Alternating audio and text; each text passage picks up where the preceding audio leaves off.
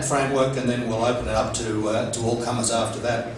So in the supply-demand area, we've heard, for example, Kevin's talked about an approach to look at associate degrees or diplomas for a second-tier level, for want of a better term, to address the need. We've heard from John, 21% just of retirement in the total workforce, and was it the majority by 2029 of the workforce once you look at all the other changes. So huge demand right across the board, of which the graduate engineers are a significant part. On the other hand, we've heard from Peru that they produce twice as many as the local industry needs. So can I put to our panel some further thoughts on where else can we find people to educate as mining engineers, or different strategies to bring other people into the mix to address some of the what is globally a significant demand issue? Who'd like to, John? I'd just like to add slightly to your list, and that is, I think we need to assess the capacity to produce the talent that we need. I mean, at least in the U.S., there's questions of how many mining engineers can we produce, how many skilled technicians can we produce in the time frame that's required. Sure, we can take that on board as well. Mario? I will like to add something to what John said. Our society is an international society. I think it's also interesting to see what the students are doing. For example, starting this afternoon, we are having the first International Mining Students Congress here. Actually, it's South America more than international, but it's a good example of what can be promoted and done. And something very interesting also is the SME student chapters. We have a student chapter at Católica University since 7-8 years ago. Every year we take some students to the SME annual meeting. Hans does the same. And that is a very good tool to work. I know the Canadians also have at their institute the student chapters, and probably in Australia you also have. But if we try to have our institutions, the Australian Institute of Mining Engineers, ME, the Peruvian Mining Institute, joining together with the academia, I think we can do many, many good things. I can tell you also what they are doing, for example, in Mexico. The Mexican Institute of Mining Engineers has scholarships. They give around 60 scholarships to students and 30 to professors. One of the problems we have in Latin America is that all our mining schools, with 2 or 3 exceptions, are public, and professors are very badly paid. So that means that they have to do something else to live. That means that they cannot come here because they cannot miss 1 week of the other business they have at the place where they live. In this case, the Mexicans are paying these professors to just teach and do research. In Peru, we have what we call canon minero. Canon minero is 50% of the income tax that the mining companies pay go back to the region, and 20% of that goes to the universities. So right now we have in Peru at least 4 or 5, not all of them, but 4 or 5 universities which have millions and millions of dollars, and they are not using them because the money has to be used for research, but only for infrastructure. And now who pays the researchers? That's the problem. The Chilean Institute of Mining Engineers is also well involved with education.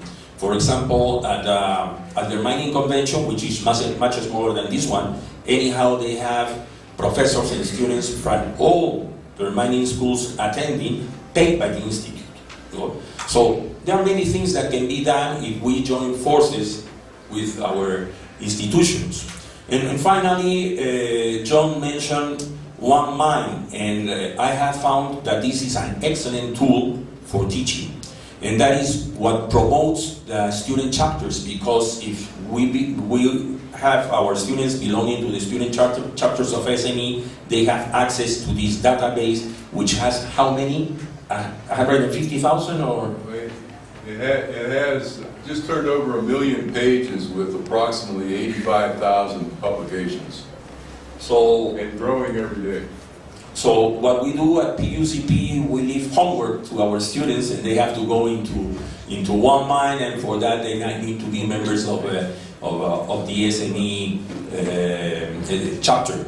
Well, that was what I wanted to add. Could I also, just following on from John's prompt, one thing is capacity to produce the engineers to meet the demand. Certainly in our case, we're looking at increasing our physical capacity in terms of facilities and so on, but the even bigger challenge at our university is the recruitment of the bodies to be interested and coming in the door to study mining engineering, and that's an enormous challenge which we haven't got the answers to yet. So I put that one out there as the other side of that coin as well. Bruce, if I may build on an aspect of that which I think hasn't been addressed so far today, but I believe that you as a group can.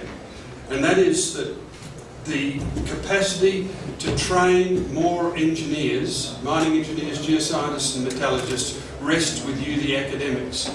And one of the issues that we're faced with this current global resources boom, is that many of the professional people are going to work for an industry. Few of them are actually staying in universities to do higher degrees and subsequently become academics. This, for us, I think is an issue that we need to address. Industry does not see this issue.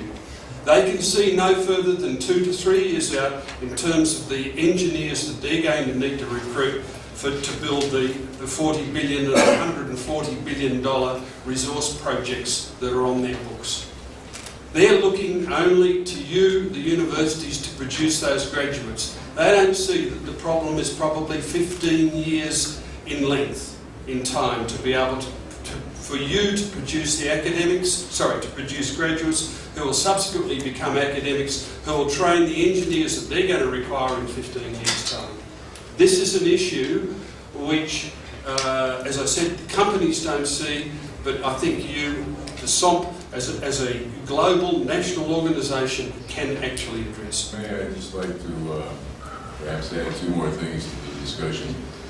One is there are several mentions of scholarships, and yes, SME has a very active scholarship program, but the other component of SME, the WAME, the Women's Auxiliary, AIME, has a very proactive scholarship program, both in the U.S. as well as the Peruvian chapter here, and I think I just want to give credit to the work that the WAMEs do in that regard. The other thing, I think it was Mario that mentioned, is the transition into the profession.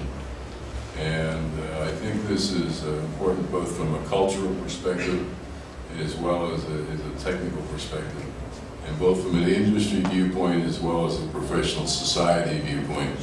And I just want to mention that SME has a Young Leaders program that I think has so far had great success in helping with some of those transitions, and perhaps this is something some of the other organizations could consider as well. Thanks, John. I'll throw to the floor for questions when we just go through a couple, so just hold your fire on any questions you might have to come back to those issues.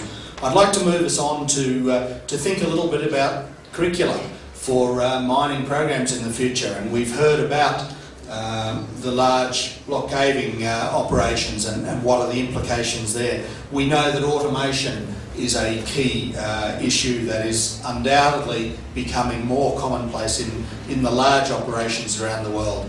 So I'd like to put to the panel, is the conventional mining engineer that we all now produce the right mix, the right recipe for 10, 15, 20 years down the track? Or what do we need to change? Do we still need all the traditional technical skills we currently offer?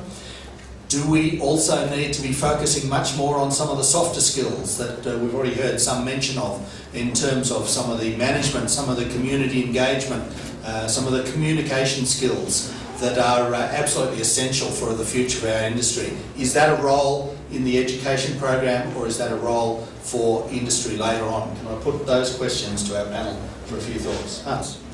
I think the curriculum issue is certainly a very important one, and I think a lot of the challenges will be at the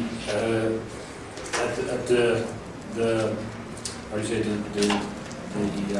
the link between the mining and the processing, and because at the moment a lot of the material which goes to the mills is there separated at an expensive way to be then thrown into the tailings. And one of the challenges is that to try to do get that material out of the run of mine, or before it goes into the mill, and that can be done with sensor technology. Theoretically, that was always possible, but practically the amounts and the volumes were the problem. And because of technological developments, that's certainly something which will be emphasis in the future, and also because of the lack of water in many places. In Delft, we were forced to integrate mining, processing, and a little bit of metallurgy already 10-15 years ago, because it was impossible to keep the stream of engineers. So we already let go the traditional mining engineering program and emphasize more on these matters. And I think the other one is the soft skills, and that's a problem at universities. At least in our university, it's not considered scientific, so it should not be in the program. But there, the international programs, the FEM program, is an ideal opportunity, and that's what the industry realizes, is to, as a practical means, you have students 1 year together from 7, 8, 9 nationalities as a group, and get through 4 different universities in different countries.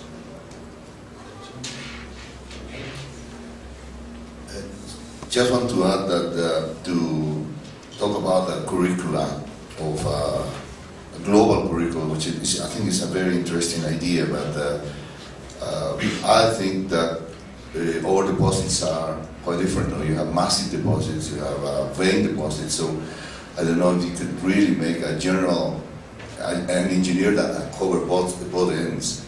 I think is have to be something more regional, because, for example, you all know that Chile has a very large open pits. In Peru, we start having some of them, but mainly in Peru is underground mining. So I think the curricula should be directed somehow to cover those necessities first.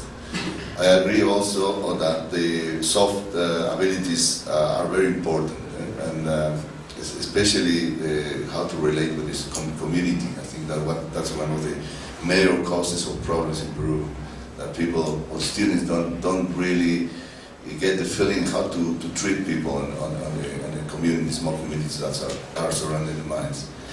So global will be very interesting, but I think for my opinion, is difficult to accomplish. That probably there will be some part of the curriculum that can be global, which is the part of the instrumentation or mechanization, the things that you can cover all transversely, with all these softwares and so on. Thanks. We've had some commentary and questions about the question about management experience versus technical experience. And this is something I've had a number of great debates about. I guess the root question is, how many credits are you going to require to have someone become earn a bachelor's of science in mining engineering with the requisite technical core competencies to be a functional engineer that can address a whole host of problems. And